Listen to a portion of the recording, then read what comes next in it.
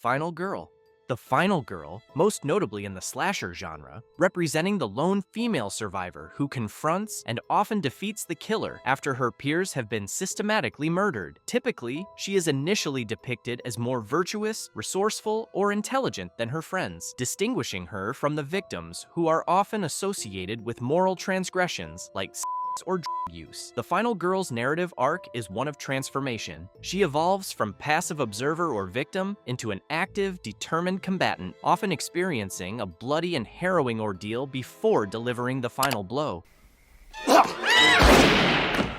Iconic examples include Laurie Strode from Halloween, Sidney Prescott from Scream, and Nancy Thompson from Nightmare on Elm Street, each embodying resilience and providing the audience with cathartic figure of survival and empowerment. Death by sex. The death by sex trope is a prominent, often moralizing narrative within the horror genre, particularly in the 80s slasher films, where a character's engagement in sexual activity is immediately followed by their brutal murder. This pattern positions the killers as an avenging force, punishing those who partake in immoral or non-normative behavior, thereby serving as a conservative counterpoint to the more chaste and resourceful final girl. While early examples like the counselors in Friday the 13th reinforced this direct correlation between promiscuity and demise, later films, such as Scream, engaged with and ultimately satirized the trope. In Scream, the characters explicitly discuss the rules of horror movies, including the fact that having sex is a death sequence. For instance,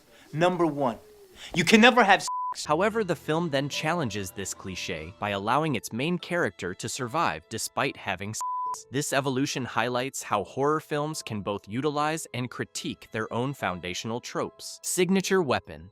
The signature weapon trope involves a killer who consistently uses a specific, often unconventional weapon to commit their murders. This weapon becomes a key part of the villain's identity and instantly recognizable to the audience. It's not just a tool for killing, it's a symbolic extension of the killer's persona, backstory, or motivation, setting them apart from other horror antagonists. A signature weapon provides a unique and memorable visual element for the killer. Think how Freddy Krueger's gloved hand with razor blades is a direct reflection of his backstory as a pedo who was burned to death. The gloved weapon represents his fiery revenge and the trauma he inflicts on his victims. Similarly, Michael Myers' butcher knife symbolizes a cold, methodical evil, while Leatherface's chainsaw represents a visceral, chaotic brutality stemming from a disturbed rural family. The weapon often ties into the killer's name, like Ghostface's knife in Scream or Candyman's hook. By giving a killer's distinct weapon, filmmakers can craft a more iconic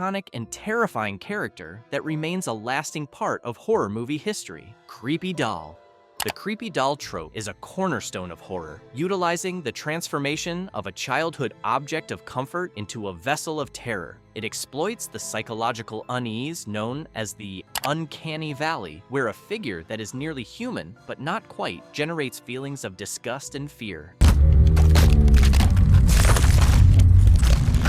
The doll's fixed, unblinking stare, posture, and unnatural stillness make it profoundly unsettling. A twitchy head tilt, some creepy giggling, or, God forbid, a sudden blink, and you've got instant nightmare fuel. This trope's effectiveness lies in the perversion of innocence. Dolls are symbols of childhood safety. When they become animated with malevolent intent, it suggests that evil can be in the most trusted and familiar places. Famous examples like Chucky, Child's Play, possessed by a serial killer's soul, and Annabelle, animated by a demon, represent a terrifying loss of control. The simple, silent existence of the doll, combined with the sudden, violent actions, provides powerful, visceral horror. What do you need? Your soul. The wildest part is that these things never stay gone. You toss them in the closet, set them on fire, bury them in the backyard, and boom, there they are, chilling on your bed like nothing even happened. It's like they're messing with your head on purpose. Like, are they possessed? Or are you just losing it? Either way, I wouldn't trust one alone in my room. Moving into a creepy house. The moving into a creepy house trope is one of the most fundamental and enduring narratives. The plot always begins with an unsuspecting family or individual, often seeking a fresh start, purchasing or inheriting a suspiciously perfect yet rundown home. The home, which should be a safe place, becomes a source of terror, trapping the characters within their own supposed haven. This trope is powerfully effective because it plays on a universal fear, the violation of one's most private and secure space. The house itself is a character, burdened by a dark history, making the new residents unwilling heirs to a generational curse. This setup allows the terror to escalate from subtle psychological unease, strange noises, flickering lights, to full-blown supernatural attacks. Famous examples include the Amityville Horror, where a family is tormented by a house's violent past, and The Conjuring, where a family's dream home turns out to be a cursed farmhouse. Ultimately, the trope proves that sometimes the real estate deal is too good to be true, with the house's sinister history consuming the lives of its new inhabitants. Twist ending. Nothing hits harder in horror than a killer twist ending. You're cruising along, thinking you've got it all figured out. Then bam, the rug's yanked out from under you. Remember that wild bit in Psycho, where it turns out Norman was his own mom? Or The Sixth Sense, where Bruce Willis is just like chilling as a ghost the whole time? If a twist hits right, you walk out of the theater low-key doubting your own eyesight, replaying every scene in your head, wondering how you missed the clues. Honestly, horror's made for this stuff. The whole genre is about keeping you on your toes, never really knowing what's lurking around the corner. So when a twist lands, it's not just a jump scare, it's that lingering paranoia, the itch in your brain that you missed something big. That's the good stuff. Inconsistent strength. One of horror's most frustrating tropes is when the monster's power level changes depending on the scene. 1 minute, this killer's one-punch manning through concrete walls like he's late for brunch, and the next scene, he can't even open a wooden door right while the hero sprints away, screaming. Make it make sense? And don't even get me started on the ghosts. They'll yank people up to the ceiling like they're helium balloons. But oops, someone poured a little Morton salt on the ground, and now they're stuck outside like a pizza delivery guy without a tip. Demons? They'll toss a car through your living room, but as soon as some sweaty priest yells, "Be gone!" they just shrivel up and bounce. I condemn you back to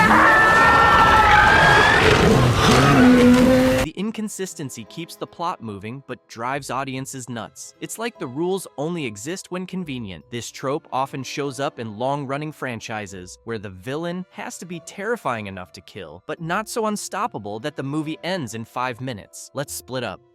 Okay, everyone, let's split up and look for where the voice came from. Probably one of the dumbest choices you'll see in a horror movie. Like, sure, let's break into bite-sized pieces for whatever's lurking in the shadows. Brilliant strategy. How come every time some skirt you having and we need to stick together, you white people always say let's split up?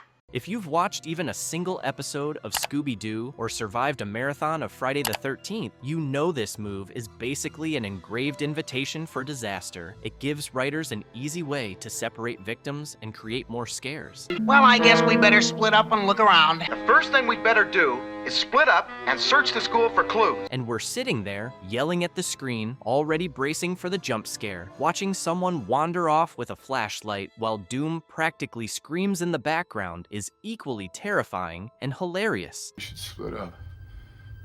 We can cover more ground that way. The trope plays on the primal instinct that being alone is dangerous, especially when something's hunting you. No service.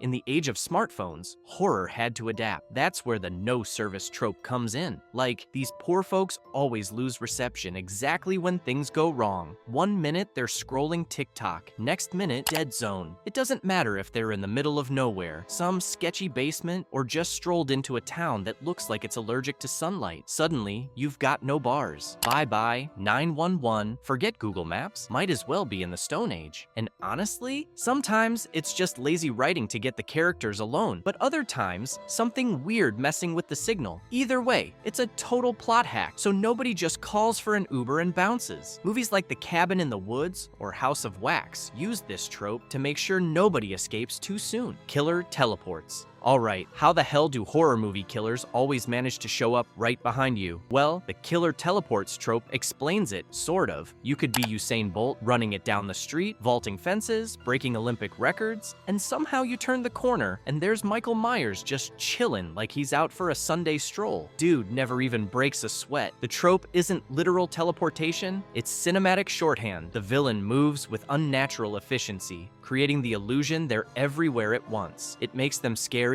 sure, but also kind of ridiculous. Logic? Yeah, that left the building ages ago. You either roll your eyes, laugh it off, or just go with it. That's a horror for you. Sometimes you just gotta let the nonsense wash over you. One last scare.